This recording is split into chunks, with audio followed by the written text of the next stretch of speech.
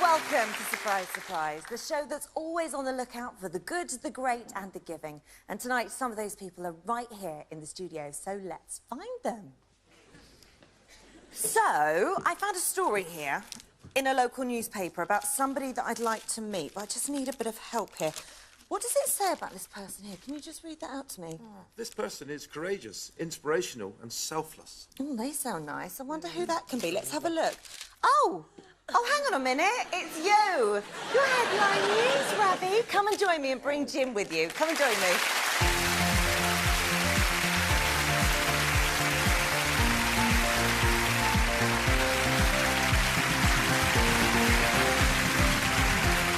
Well, Jim and Ravi, welcome to the show. Ravi, it's fair to say you are a bit shocked to be here tonight, aren't you?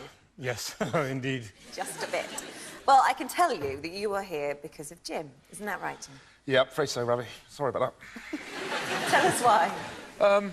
I don't know if anybody remembers it, but back last winter in Somerset, Boroughbridge, where we're from and surrounding areas, we had some pretty poor flooding.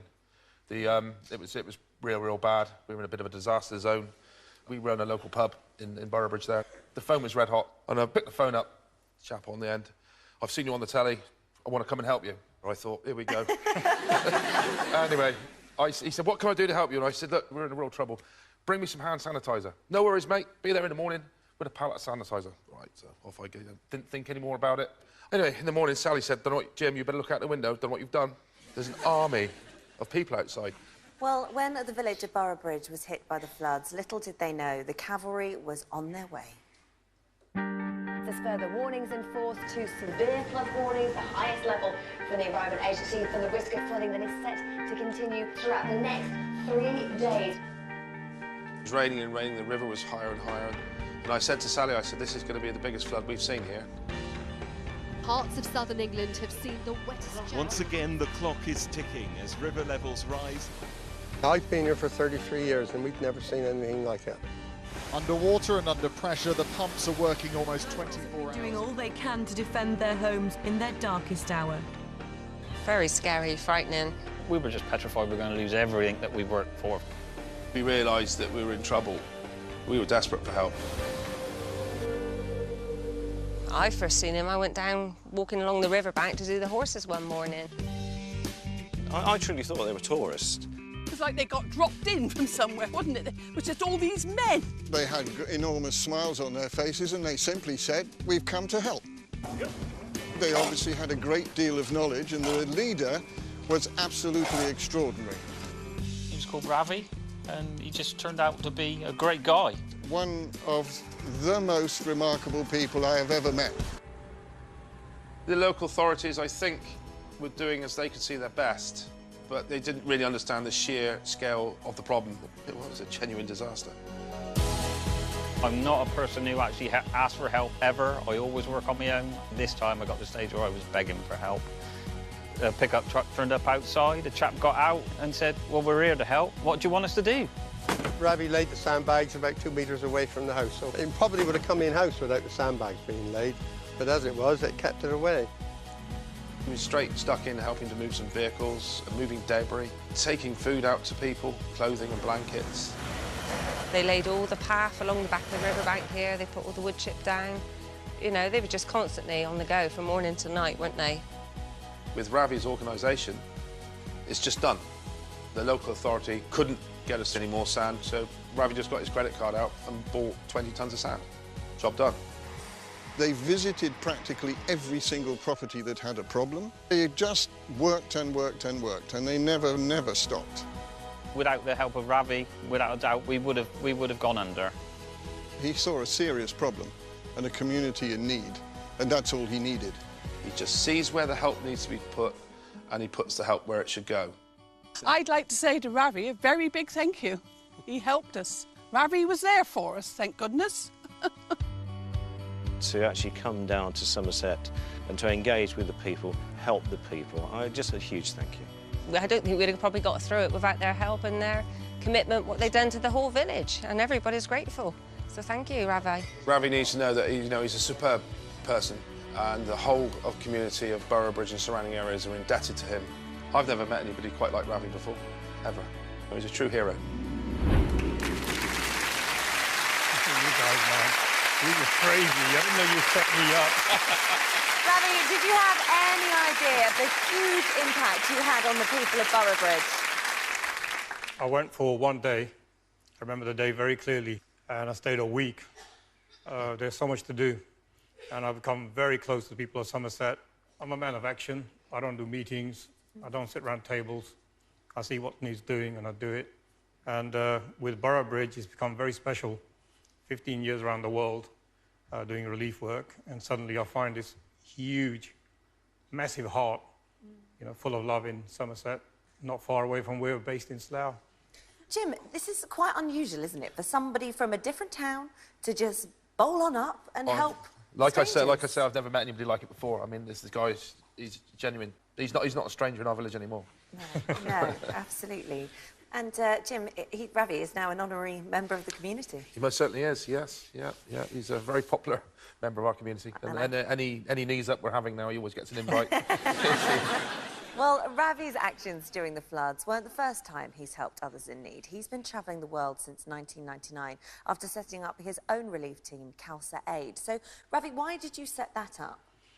Well, the Sikhs are known for their generosity. When you go to a Sikh temple, there's a lot of abundance of food.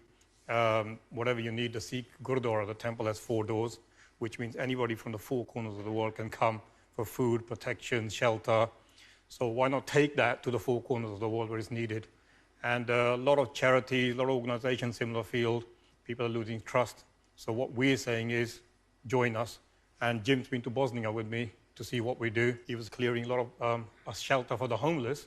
And this shelter had 3 foot of mud in it. Because they're the poorest of the poor, the homeless, nobody's helping. Jim and the guys got stuck in, cleared this huge shelter up, made it safer. So yes, it's not only just pride for me, it's pride for our community and supporters who fund us without judging anyone. Who are we helping? Just because we're Sikhs, and people might be other Christians, Muslims, Jews, it makes no difference. So I'm very proud of the community who support us. Jim, without Ravi, would you have ever got involved in something like that? No, never. Not for a moment. I mean, he's really opened my eyes. I mean, and like he says, it just feels good. You help people, it's good. Well, you've been to almost every international crisis there has been. Tell me where you've been and what you've done. Last 15 years, first operation was Kosovo, the refugees coming from Kosovo into Albania. And we drove from Slough all the way to on the Albanian-Kosovan border. These are the guys who went with me, never been out of Slough, let alone go across Europe. And that was tough. Somalia, Congo, Pakistan earthquake, Bangladesh, now working in Iraq. It's very, very risky, but it's very rewarding. What makes you want to do it? It's about humanity. The problem is we live in a world where it's out of sight, out of mind. So we don't just deliver aid, we deliver hope, smiles, love, happiness. We get real involved. Gosh, and with all of this relief work that you do, I imagine you don't have much time to yourself, do you, Ravi? I have my pride, which I was talking to Jim about. I have a very cheap, rusty, falling apart old American car, probably worth about £1,000 maybe. Apart from that, the family keeps me busy, kids when I come back, but not really. I mean, my time is for others. There's so much to do. You've actually been waiting 10 years to restore this precious car. Yeah, long time. But you know what?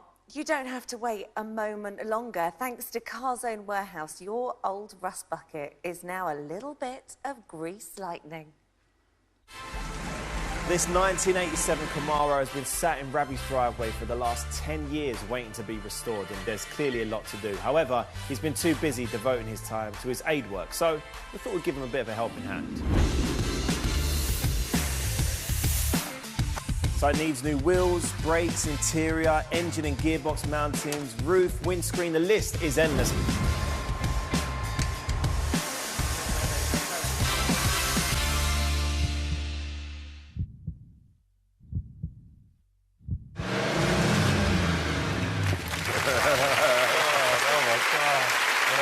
So what do you think about that? I can't believe it. This is... you guys, I don't know what to say. You got me, because that is my baby. I'm sorry, the wife's in, I think. Bet you can't wait to get behind the wheel, can you're too right, I can't. Well, do you know what? You won't have to wait long because, surprise, surprise, your car is arriving at the studios right now, chauffeur-driven by our very own Marvin Hughes. There it is! Oh, my God!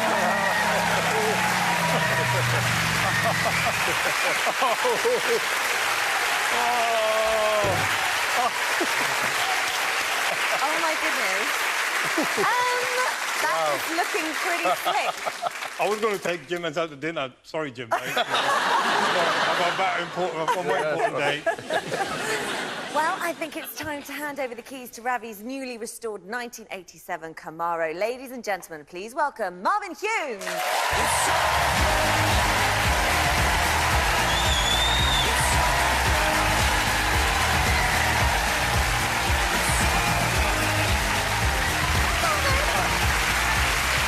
Ravi, hi, how's it going? Good to meet you. Oh, good to see you. Yeah, you too. Pleasure. Hi, Jim. Thank you. How are you? Good to see you. Hi, babe. Hello. Mwah. Welcome. Come and take a seat in between the two chaps, if you wouldn't mind. I have got your baby, and what a baby she is. It's a fantastic car. But we want to know what you've done. Yeah, well, first of all, I think I should give you the keys to start off with and just say it's an honour for me to meet you, Ravi. I've heard so much about what you've done and seen so much. We really thought that you deserved this surprise today. Thank you, sir. Thank you very much. Thank you. But yeah, what have we done to it? OK, so your wife gave me the keys to your car, and we've given it a complete respray, custom-made leather interior. There's even a touchscreen DVD player in. I'm jealous. I want this car. I'm going to get so much pleasure out that car. Yeah, trust me, you are. Oh, I can feel a road trip coming on. What do you think, Ravi? I'm going to take a road trip to Somerset. Only if I can come as well. You're welcome anytime. Ravi, do you know what? Surprise, surprise, because you might be going on a road trip sooner than you think. Have a look at this. Ravi, you and your family will be getting behind the wheel for a once-in-a-lifetime trip down Route 66. Thanks to Hayes and Bath Travel, you'll be going on a 2-week driving holiday across America. So there you go. You thought you'd be going down the M4. We're sending you down Route 66. Oh, that's amazing. That's one of my dreams. Yeah. And all the, the boys in the family, especially my kids, the boys, they always want to go to America, see all the cars, and this is the dream. I mean, your wheels are waiting backstage, and I'm not going to keep you away from them a moment longer. Ladies and gentlemen, please put your hands together for Marvin, Jim, and Ravi. Don't go anywhere. There are plenty more surprises still to come.